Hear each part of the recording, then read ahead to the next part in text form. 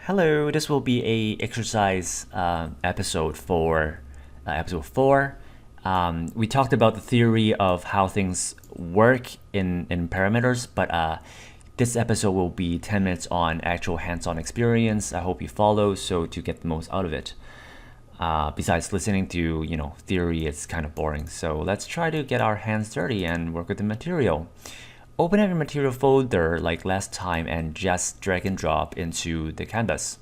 There you are with the same setup as last time, but this time we don't need this pink guy, so we'll select and hit delete and it will remove that.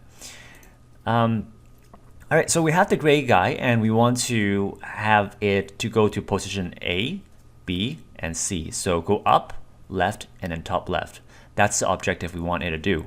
Let's give it some simple polygon structure to start with. We'll do this. I'll explain why we do this later. It's kind of weird, but we'll stick with that.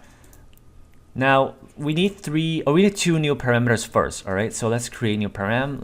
Like we learned last time. We'll call this go up. Let's actually start with go left. Param go left, and then the minimum would be -1, maximum would be 1. It would be 0 because we want to have two keyforms only. All right, we want to have 0 and -1. -1 means it's going left. -0 means where it started. All right, so in theory, right here, if we slide this parameter, 0 would be where it starts, and when it gets to -1, it should go to the left side. But let's not start yet. Let's give another param. Go up. All right, this param is go up, and we will have minimum 0, default 1, and maximum as 1, where 1 in max is basically going up. All right, so I mean, yeah, we have this horizontal parameter, but actually vertically, it should be vertically. All right, there's no way to do that, but we'll go with what it is. So first thing is we will give go left 2 keyforms, and we'll give go up 2 keyforms. Now we have 4 keyforms to work with. We know what to do individually, so we'll take on them one by one. First, let's do go left. We will go to -1 on go left parameter, and we'll move it over here. So now it should go left. Check and see. That's what we want. Now let's move it back to the original position so we know where up is at the right above it when it starts. All right. So when go left is 0, let's make go up to +1 and move upwards. Now we have go up, now we have go left. So the last thing here is to move it to top left, and that's pretty intuitive, right? Let's try to go left and then go up. All right, let's go left and then go up. Okay, that's weird. It goes right instead. I mean, it's supposed to go up. Let's do that again. Let's try to go up. Well, that seems to work. Why when it's left, go up, it would go right instead, right? Why does it change its direction? Did it rotate? Did it get confused? Or what's going on, all right? So let's try not this approach. Let's try to go up and then left, all right? Let's go up, and then this should go left, right? It should reach here, right? But then if we do that, it goes down. So why does going left suddenly becomes up and down, and sometimes going left becomes, or going up becomes left and right? All right, that is so not what we want to do. So what we'll try next is that we will have this icon here, this little link parameter icon. Click on it, and it would merge with, it will merge 2 parameters, the one that you click on and the one directly below it. All right, so if you click on angle X, it will merge with angle Y. If you click on angle Y, it will merge with angle Z. So anything that is right below it, it will merge into a group.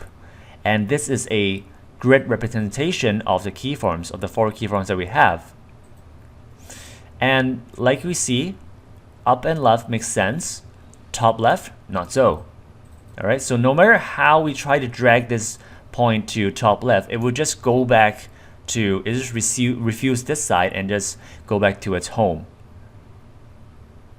Okay, so what happened? What happened is that at the moment we create 2 parameters and give them 2 keyforms, total of 4 keyforms, they are all implied that home is what they're supposed to do. And that's why nothing is done when we first create all 4 sides, all right? If we remove them and then apply them again with 2 keyforms, all keyforms here are implied that they're supposed to go home. Now, what we first did is go into left side and say this goes left. Now we have a left, but these 3 keyforms would still be home.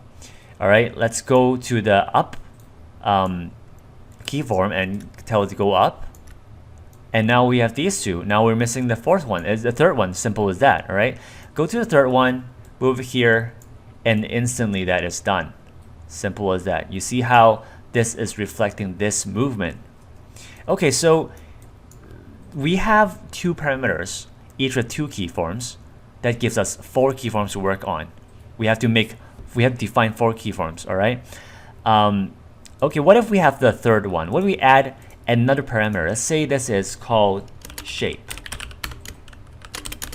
And shape has 2 keyforms, 0 and 1.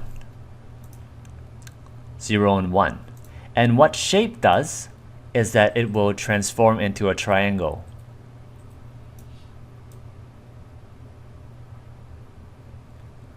So we added another parameter. There seems to be 6 keyforms in front of us. How many keyforms are we working with? 6? Well, let's try to take a closer look. Let's tell it to go left. This triangle, because in a square shape, okay, or yeah, in a square shape that we have go left already, we have go up already. Then what we have a triangle form shape right now, can it go left? Okay, it can go left, but obviously it's not a triangle that we want. So let's try to transform that too. Well, this is all over again, right? So we have the triangle form, we have going left, we have the home position, and we're missing going up. And then we have finally top left, roughly a triangle. And now we have this. When we get to square shape, we also have this. So my point is, by adding one simple parameter with one simple extra key form, that is doubling the amount of work, repeating what we did but slightly different. The math is not 3 times 2 equals 6. The math is 2 times 2 times 2 equals 8. And you may say that it doesn't look a lot right now. I mean, it's just a minute of workload. So what's the main difference? Do we have to be so elitist that every second matter and we're trying to compete, how to cut down by the split second, like a speed running competition? It's not that yet, but we can think about, what if we scale this up? What if we do this in a real case? So imagine that we're not doing up and left. Imagine that we're not doing the shape thing. We're doing angle X, Y, Z, because this is a face. All right, so let's move this here. Set this to be the home. And let's say we have angle X that goes left side. Okay, let's go left, and the other angle X to go right. I'm just pretending that this is a face object that would slightly turn to the other side. All right, so imagine this is a face that would look left, look right. You get that feeling? All right.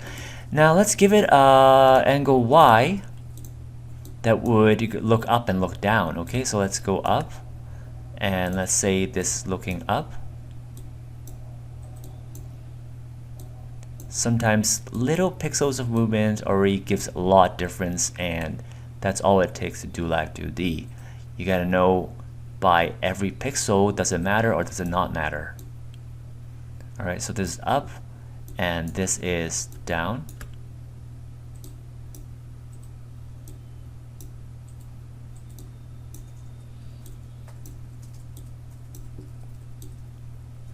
Right, so that took us like a minute, right?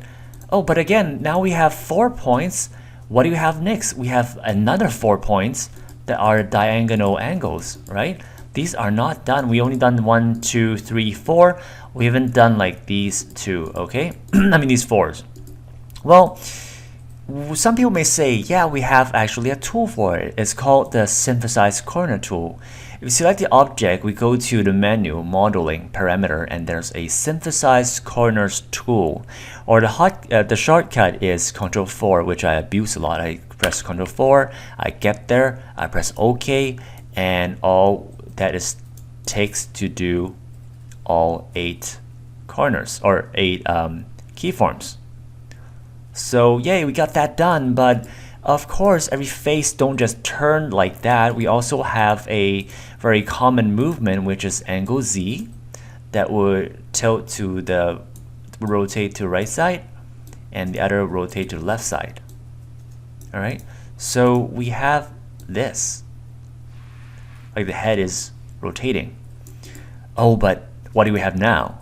We have 3 parameters, each have 3 keyforms. How many keyforms do we need to do? Alright, we know the math. 3 times 3 is 9, times 3 is 27, less the default form, which is at home, so we got 26 keyforms. We have 26 keyforms to do in order to complete one face object. So let's give it a try. Let's go to angle Z, tilt it, and check those corners. Well, it's still adapting. It's still simply the same as any of the angle Z at the original state, that it does the all 8 directions, but it doesn't do the tilting except for home, because obviously we haven't told those parts to tilt. We only told the home to tilt. So we got to tilt this guy. So at home we tilt around like 30 degrees maybe. So let's go here and tilt it 30 degrees as well. And we'll tilt 30, we'll tilt 30, and we'll tilt 30. And we have done 4 extra. The other side as well.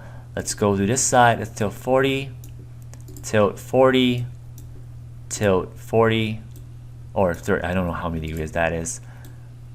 But you start to get my point, right? We're supposed to stay consistent in order to be professional. We're not just roughly saying that, okay, this is what, 35, 30, yeah, whatever, it's the same. That's not gonna get you a career, right?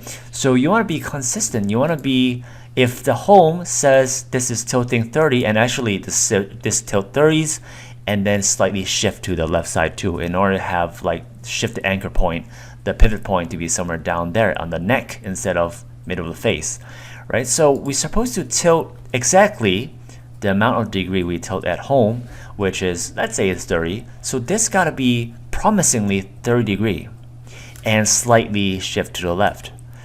Promisingly 30 degree, shift to the left, 30 degree shift to the left, and 30 degree shift to the left.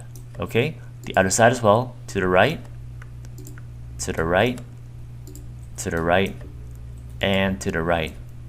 Now I don't know if they're actually 30. Well, I mean, we can, at this point we can do Ctrl+4 again. When angle Z is 30, we can do Ctrl+4 again and get the 8 sides, or the other remaining 4 corners done for us. Like you can see, somewhat unstable, it's jiggling a bit. You see that? You see this right here? Why is it not smoothly transitioning the Y, the angle Y? Okay, let's go to the other side. We can check again. All these 4 points are tilting left, but the corners are not tilting left yet. All we have to do is Ctrl+4, press OK, and that should get it done for us. But again, it's not very stable. You can see that this guy's wiggling a lot. This is not a smooth transition that a high quality and aesthetic Live2D would be doing, right? So what's happening? Probably there's a lot of factors here, but probably it's because some of them are not exactly tilting very nice at the same amount of degree or shifting the same amount to the right side, to the left side. These are minor factors because all it does, Control 4, is synthesize a corner doing simple math, saying that this times this equals this. And if these two guys are not consistent, then this one is not going to go well. Now, that's the lesson of the day. We may have tools to help us get things somewhat done, but if we're being strict, if we're being precise and consistent, these are qualities that professional Live2D should have. Otherwise, companies don't know how to use your stuff when you say, yeah, it's around the same 30 degree, yeah, it's around 4 inches to the left. These aren't the things that clients want to hear. Not even companies, not even don't say company projects, even for indie projects, for a client to pay maybe $120 to you to get things done. If you're giving this kind of rough work, that's not I don't accept, personally, I'm gonna judge a little bit. You think that that's okay, and you actually submit that because of your method, completely showing that you don't care that much. All right. So, is there a better way to do this? Because if there's better ways to do this, if there's less work to this, like I said in my main episode 4, is that this can be done with just 10 keyforms instead of we could talk 26 keyforms. We can do it in 10 keyforms instead of 26 if you use the right methods, if you use the right techniques, right?